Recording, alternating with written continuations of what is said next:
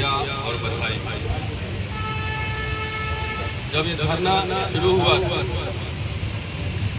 तो कई लोगों को शंका थी कि पता नहीं कितना दिन चलेगा नहीं चलेगा, कई लोगों को शंका, लेकिन वो शंका धीरे धीरे दूर हो गई।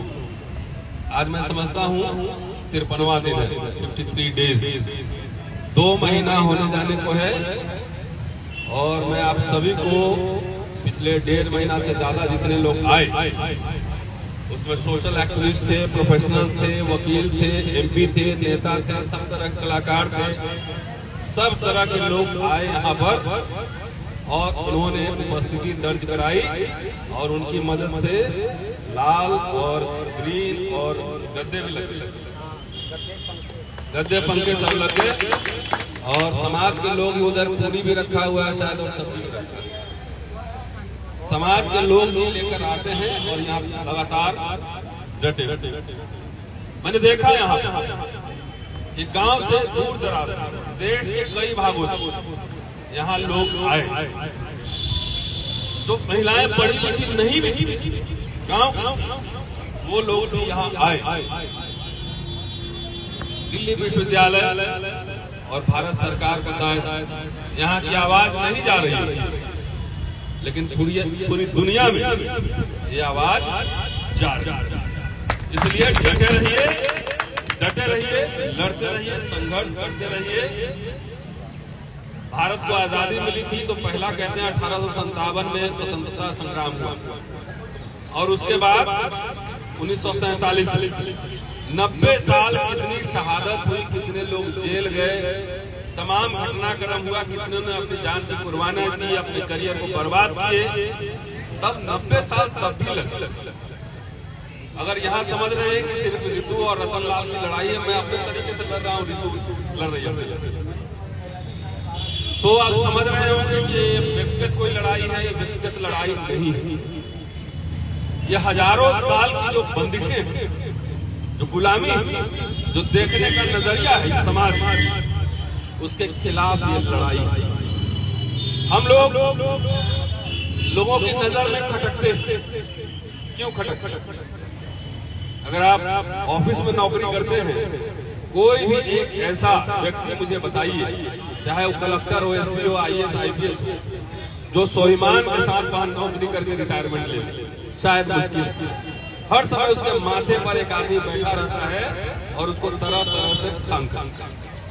जब गांधी से डॉक्टर अंबेडकर मिले थे तो उन्होंने कहा कि I have no homeland, mister Gandhi, I have no homeland, मेरी कोई मातृभूमि नहीं। और दूसरी पंक्तियां और मजबूत और शानदार, उन्होंने कहा कि कोई भी स्वाभिमानी दलित, आत्मसम्मानित दलित इस देश पर गर्व नहीं कर सकता।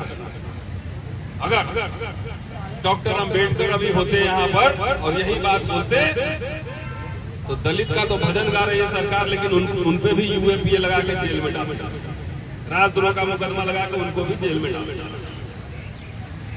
दोस्तों, बात डॉक्टर अंबेडकर कोई तोप लेकर नहीं आए थे कोलंबिया से और लंदन से, वो बुद्धि और एक पेन लेकर आए सिर्फ। और उसी बुद्धि और कलम से उन्होंने आंदोलन भी किए, ज्ञापन भी लिखा, कॉन्स्टिट्यूशन भी बनाया और दलितों के लिए मुक्ति का घोषणा पत्र, स्टेट और माइनॉरिटी भी उसी पेन से।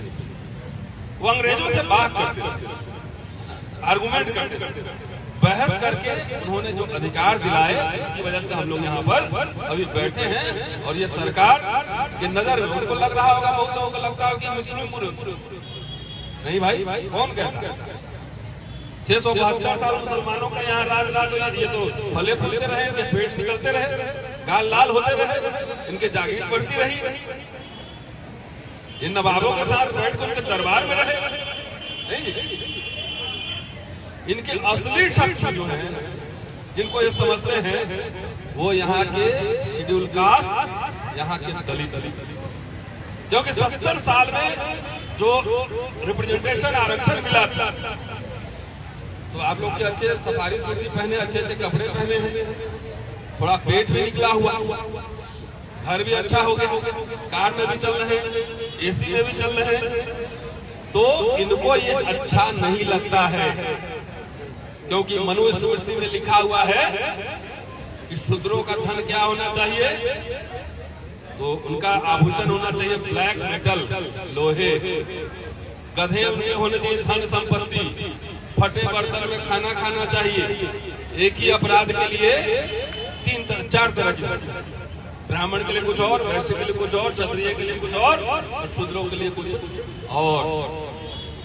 तो इनके चाहे विश्वविद्यालय में बैठे हुए प्रोफेसर हो, प्रिंसिपल हो, वाइस चांसलर हो, इनके माथे में भी यही बात। मनुस्मृति पढ़े नहीं है, मैं जानता हूँ ये अपना सब्जेक्ट भी ठीक से नहीं पढ़े, ये भी बात मैं जानता हूँ, ये भी जानता हूँ। लेकिन डॉक्टर अंबेडकर ने लिखा है कि कई बार प्रथाएं, परंपराएं इतना मजबूत हो जाती हैं कि उसके आगे बड़े से बड़ा कानून भी फीका पड़ता है। तो ये समझिए इनको घर में ही बचपन से ट्रेनिंग दिया जाता है, कौन किन जात का है, किसके साथ कैसा करना है। नहीं तो साइंस पढ़ने वाला लोग क्या जाने, ये सिस्टम कहाँ से सीखता है? जो फिजिक्स, केमिस्ट्री, मैथमेटिक्स पढ़ेगा, जो बायोलॉजी पढ़ेगा, उसको क्या पता है? नहीं पता होना चाहिए। उसका दिमाग तो साइंटिफिक होना चाहिए, लेकिन उसका दिमाग साइंटिफिक नहीं, ज्यादातर के दिमाग में गोबर यही भरा हुआ। ये बात है। प्रथाएं घर में उनको पूरे ट्रेनिंग दी जाती है कि इनके साथ इस तरह व्यवहार करो, इनके साथ इस तरह व्यवहार।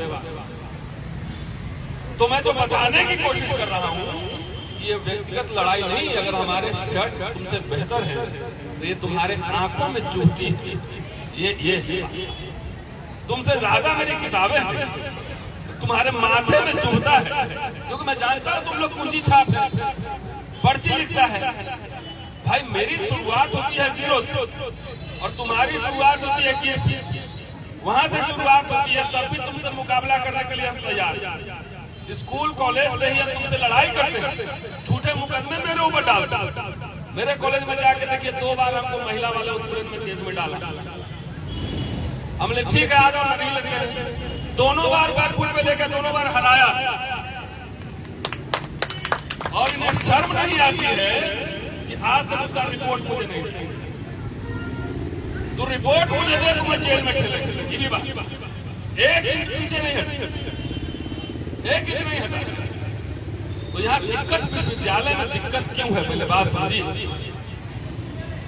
ये आप IAS बन जाए, मंत्री बन जाए, इनको फर्क नहीं पड़ता, लेकिन एक इंटेलेक्चुअल पूरे झूठ और परेड के सिस्टम पर भारी पड़ता है, इसीलिए सब हो रहा है। बाबा साहब मंत्री बनकर जितना नहीं किए और MLA बनकर जितना नहीं किए, वो अपने बुद्धि, विवेक, तर्क, सवाल, मेमोरेंडम, ज्ञापन, इसके बल पर। वीर सिंह साहब अभी 2 अप्रैल और 5 मार्च का जिक्र कर रहे थे। वो खाली किसी नेता ने, किसी पार्टी ने नहीं किया, वो विश्वविद्यालयों से सोशल एक्टिविस्ट के द्वारा खड़ा किया गया आंदोलन।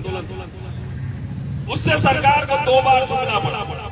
किसान आंदोलन किसी नेता ने नहीं चलाया, किसानों ने चलाया, उसको झुकना पड़ा।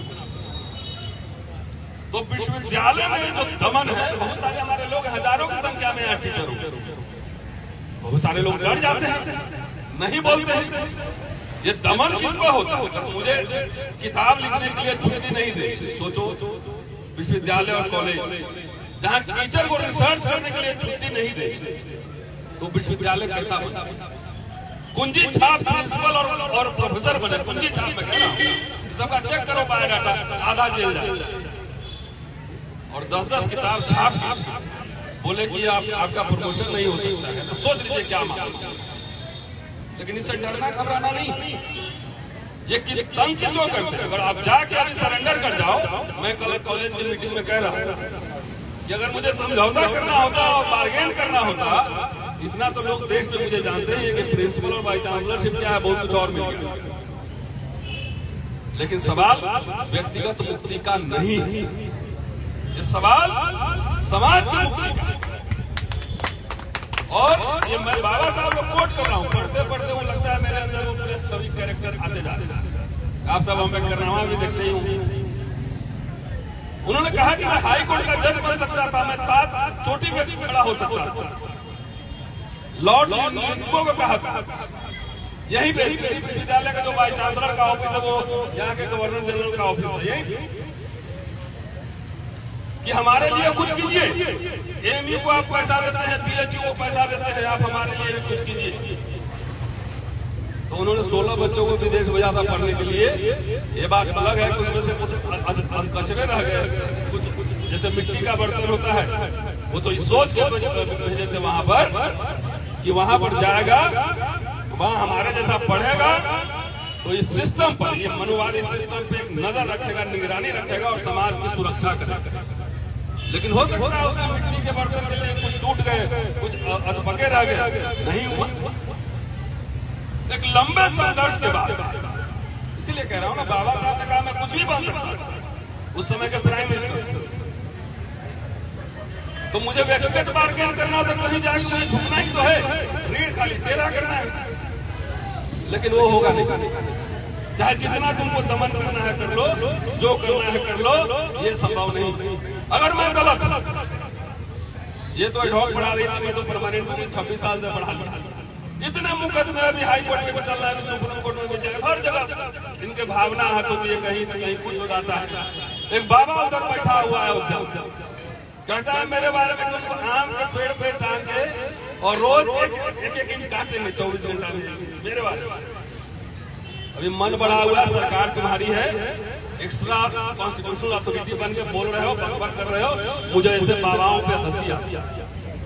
जरा मठ से बाहर निकल के किसी को 25 करोड़ सुपारी देता है, किसी पे 10 करोड़ देता है।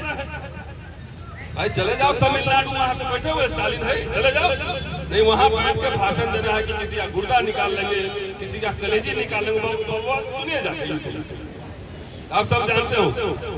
तो मुझे हंसी आती है ऐसे बाबा पर, और इस सरकार पर कोई नाराजगी नहीं है, सरकार ही ऐसी है, ऐसे बाबाओं की ऐसी औकात होती है बोले। तो इसलिए घबराने की बात नहीं है, लगातार। और विश्वविद्यालय इसलिए कह रहा हूं ना, अगर मैं मिनिस्टर बन जाऊंगा, सेक्रेटरी में कोई फर्क नहीं पड़ता कि वहां मिनिस्टर एमएलए इनका नौकरी ही करूंगा। विश्वविद्यालय शब्द बना है विश्व से, और यह सरकार इसको खत्म इसलिए करना चाहती है कि यहाँ अब जो है पूरा भारत दिख रहा है, SC ST OBC minorities, north east south सब दिख रहा है, और उसमें से 100 बच्चे पढ़ेंगे तो 2 ढंग के निकलेंगे। उस 2 ही आदमी से इनको परेशानी, उस 2 ही लोगों को है, 2 ही लोग, उस 2 लोगों से परेशानी है, जो 2 लोग करोड़ों की आवाज बन सकते, ये बात है। इसीलिए विश्वविद्यालयों को ध्वस्त करना, वैसे लोग जो आर्गुमेंटेटिव, विश्वविद्यालय बना है विश्व, इसके बनाने के पीछे मकसद था कि दुनिया की तमाम विचारधाराएं, विचार लोग आएंगे, बहस करेंगे, यहाँ साम्यवाद में ही बात होगी, समाजवाद में ही बात होगी, मनुस्मृति में भी होगी, सब पे बात। यहाँ व्यक्तित्व का निर्माण होता है। विश्वविद्यालय में हम पढ़ाते हैं तो छात्रों को सवाल करना सिखलाते। नेक्स्ट क्वेश्चन जो मैं भी कह रहा हूँ उसको भी नहीं मानो जब तक कि खुद आप पढ़ो नहीं, जब तक पढ़ो नहीं। ये लाइन बुद्धा से आती है। और इनको क्या करें, आंख बंद कर लो, भक्ति कर लो, जो मैं कह रहा हूं वही करो।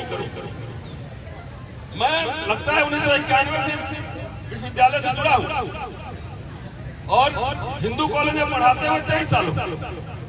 मैं यहाँ मानसरोवर हॉस्टल में रहा, मैं जुबली हॉस्टल में रहा, और मुझे याद है कि हम लोग कोई यहाँ पे एक चौकीदार सिंबॉलिक कोई नहीं रहता था। हम लोग पैदल हॉस्टल से निकलकर ऐसे घूमते, किरोरी में कॉलेज से होते हुए चले जाते थे कमला। और आज देख लीजिए हर जगह एकदम सिक्योरिटी, जंगला, दीवार।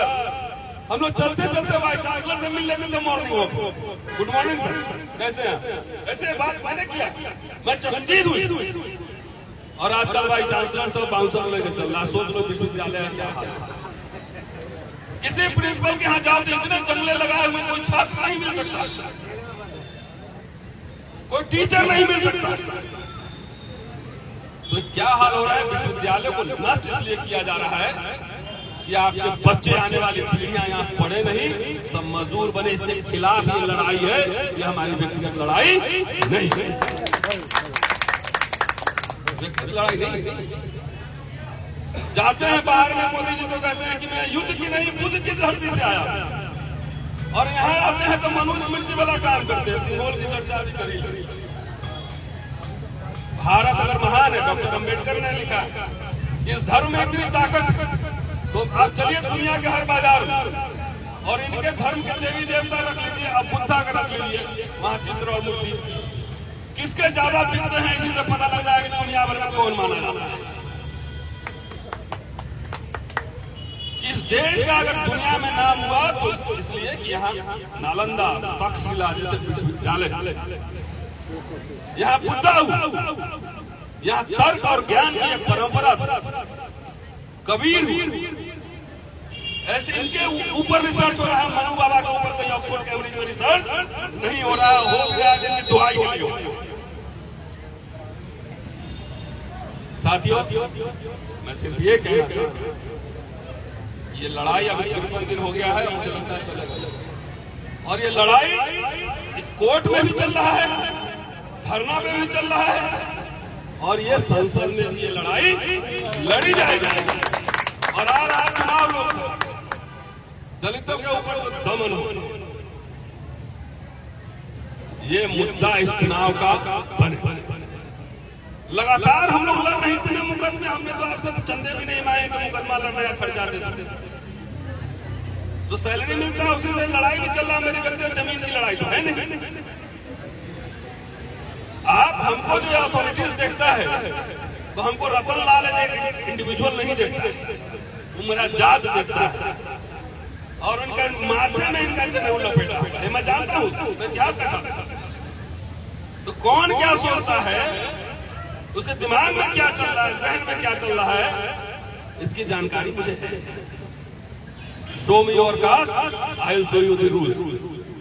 मेरी गिरफ्तारी हुई, अगले दिन बेल हो गया, मेरा प्रमोशन रोक दिया। हमारे यहाँ का ऐसी फर्जी प्रिंसिपल है जिसे आर्टिकल किसी को किताब नहीं पता, जाके वेबसाइट चेक करके बताओ, अब मेरा नाम अमेजन में जाके डाल के देखो कितनी किताबें खरीदती है उसकी। ऐसे लोग बनाए जाते हैं कि हमारे जैसे लोगों का दमन कर ले, लेकिन हम लोग वो बीज हैं, कितना भी दबाओगे वो पेड़ बन के निकलेंगे। वो नहीं डरते, प्रमोशन रुक गया और ये हो गया वो हो गया। तुमको तो कॉलेज के बाहर कोई नहीं जानता होगा, हम लोग तो एयरपोर्ट में, रेलवे स्टेशन में, बस स्टैंड कहीं जाते हैं तो 5 लोग मिल जाते हैं, नमस्ते सर। प्रोफेसर का काम है खाली डेजिग्नेशन लेना नहीं, मैं प्रोफेसर हो गया, डेजिग्नेशन लेके घास काट रहे हैं कॉलेज। प्रोफेसर का काम होता है प्रोडक्शन ऑफ नॉलेज, किताब लेख अपने समय के चलते हुए मुद्दों पर, प्रश्नों पर सवाल खड़े करना, ये काम होता है। ये हमारे टीचर ने सिखाया, वही मैं अपने छात्रों को सिखाता हूं। तो जो सीखा, जो मैं सिखला रहा हूं, अगर किसी को कंफ्यूजन होगा कि हमारी आंखें झुक जाएगी, तो पहले भैया कंफ्यूजन निकाल लो, निकाल लो, झुकेगी नहीं झुकने वाली। साथियों, माहौल बहुत खराब है, मैं जानता हूं कि यहाँ पे कैसे दमन होता है SC ST OBC का, मैं जानता हूं। इस कैंपस में रहते हुए 24-25 साल हो गए, 26 साल, तो कई तरीके धरना प्रदर्शन भी होगा, संसद में भी सवाल उठेंगे, सड़क पर भी लड़ेंगे, लेकिन एक तरीका हमने और इजाद किया है, और मैं समझता हूं कि जितने साथी सुन रहे होंगे अपने बच्चों को जरूर हम लोग क्या करते हैं ना, अपने लिए कोजी घर, एक अपार्टमेंट बना लेते हैं, और बेटा बेटी को अच्छा नौकरी मिल जाए, कार हो जाए, शादी हो जाए, मामला फिनिश, लाइफ सेट। लाइफ मरे हुए लोगों का सेट होता है, जिंदा लोग और समय सोचते रहते हैं। मैंने एक और नया तरीका अख्तियार किया कि ऐसे लोग जो गैर कानूनी तरीके से आपको तंग करते हैं, परेशान करते हैं, उसको पब्लिकली ह्यूमिलिएट करो, बेइज्जत करो उसको पब्लिकली, उसके बारे में बोलो, उसके मुंह पे बोलो। मैं तो बोल रहा हूं, मुंह पे बोलो, और बोलो कि तुमको दिक्कत हुआ है, हाँ कोर्ट उसको भेजो, जाओ। क्योंकि ये मैं जानता हूं ना, इतिहास का एंशिएंट इंडिया पढ़ा हूं, तो थोड़ा बहुत तो पढ़ते पढ़ते समाज को समझने की दृष्टि मिलती है कि एक दलित से जब कुछ सुनता है ना, उसके हड्डी में चोट लगता है, माथे में एकदम पिघला जाता है। जब कोई देखने की आदत है कि सर झुका के रहे, आंख झुका रहे, फटे कपड़े पहने, सबमिसिव रहे, लेकिन जब ऐसे सीना तान के आंख में आंख मिला के बात कीजिएगा तो उसकी हड्डी में यहाँ दिमाग के तंतु जो है नर्वस सिस्टम गड़बड़ हो रहा है, वो रात भर को नींद नहीं आती। मैं बता सकता हूँ, मैं बता सकता हूँ। और जरा जोर से बोल दिए तो उनके परदादा जो ऊपर होंगे ना, वो भी कान बंद कर लेते कि बाप रे बाप किससे शुरुआत। हाँ, ये है। तो लड़ाई साइकोलॉजिकल भी लड़ी जाती है, मनोवैज्ञानिक लड़ाई भी लड़ी जाती है, ये भी चलता रहेगा, वो भी चलता रहेगा, कारवां जारी रहेगा। मैं तो ये समझता हूँ कि इस विश्वविद्यालय में 5 भी सोचने वाले छात्र हमने बना दिए। 5 भी सोचने वाले छात्र अगर हमने बना दी, सवाल करने वाले छात्र हमने खड़े कर, तो मेरा एक बड़ा कंट्रीब्यूशन काम करेगा। और उसी से डर रहा है, उसी से डर। अरे गिरफ्तारी हुई तो गिरफ्तारी क्या होता है, कर लिया भेजा जेल, देखे कि लड़ाई आजादी की लड़ाई में सैकड़ों लोग जेल गए थे कि नहीं। तो हम थोड़ी कोई पॉकेटमारी में जा रहे हैं जेल, वैचारिक लड़ाई में जा रहे हैं। हो जो होगा देखा जाएगा, जो होगा देखा। उसको आधार बना के इस वाइस चांसलर ने, प्रिंसिपल ने पूरा मेरा प्रमोशन रोका। मुझे विदेश में लेक्चर देने जाना वो भी रोका। तो ये सब से कोई फर्क नहीं पड़ता है। मेरी आवाज इससे धार जो है ना और बुलंद। अगर मैं डर के चुप गया रहता बात नहीं बनी। उनको पता नहीं ना, मैंने पहले ही कहा कि जितना दबाओगे न्यूटन का जो नियम है ना उतना ही नहीं, उससे ज्यादा फोर्स मारो। और एक कहावत और सुना देता कि किसी व्यक्ति को इतना मत दबाओ कि दीवार से चिपक जाए, क्योंकि जब पीछे जाने का जगह नहीं मिलता है ना तो सीधा माथे में टक्कर ही मारता है। उसके पास डू और डाई, करो या मरो का ही जो गांधी ने नारा दिया था और अम्बेडकर ने भी दिया, पुनः सत्याग्रह 1946। तो इतना मत दबाओ। हम लोग की वजह से यहाँ बैठे हुए देश भर में, दुनिया भर से मुझे फोन आ रहे हैं, ऑस्ट्रेलिया से, कनाडा से, इंग्लैंड से, यहाँ से। ये लड़ाई व्यक्ति का नहीं है, हमें नौकरी भी चाहिए और न्याय भी चाहिए। नौकरी भी चाहिए, न्याय भी चाहिए, और सिर्फ यही नहीं चाहिए, आपको सम्मान और स्वाभिमान भी चाहिए। अगर ये सोचोगे कि हम आपसे प्रिंसिपल और वाइस चांसलर क्या हमारा कलीग तो है, हम उनके अंडर में काम नहीं करते, वी आर वर्किंग टुगेदर। मैं किसी मिनिस्टर के अंडर में काम नहीं करता। क्लास ले लिया, यहाँ आ गया, मैं फ्री हूँ। उसके बाद मैं फ्री हूँ। तो इनके दिमाग में जो चल रहा है वो समझिए, ये लड़ाई आप समझ रहे हो कि जो लोग समझ रहे हैं कन्फ्यूजन हटा रहे हैं। हम लोग आपके आने वाली पीढ़ियों की लड़ाई लड़ रहे हैं कि उसको कैसा समाज दे कि उसमें समता, बंधुता, न्याय रहे, उसको आत्मसम्मान से जीने का हक रहे, उस सड़क पर सीधे चौड़ा चल सके, चौड़ा होकर वो अपने वर्किंग प्लेस में आत्मसम्मान के साथ रीढ़ सीधा करके चल सके। इसकी लड़ाई लड़ी जा रही है। जो आरएसएस, बीजेपी की सरकार हर जगह बैठा हुआ छोटा छोटा रिचार्ज, हर कॉलेज में बैठा हुआ छोटा छोटा रिचार्ज जाना चाहता, सबको दबा। भाई मैं इतिहास का छात्र हूँ, अंग्रेज भी आए, मुगल भी रहे, शक भी रहे, कुषाण भी रहे, किसी की तानाशाही यहाँ पर नहीं चली है। अशोक के साम्राज्य में भी कुछ लोग कबीलाई लोग और लोग थे यहाँ, किसी की तानाशाही नहीं चली है। ये तो ग्लोबल दुनिया है। अगर आपका इस तरह दमन होगा, ग्लोबली प्रोटेस्ट। शुक्रिया। जय हिंद।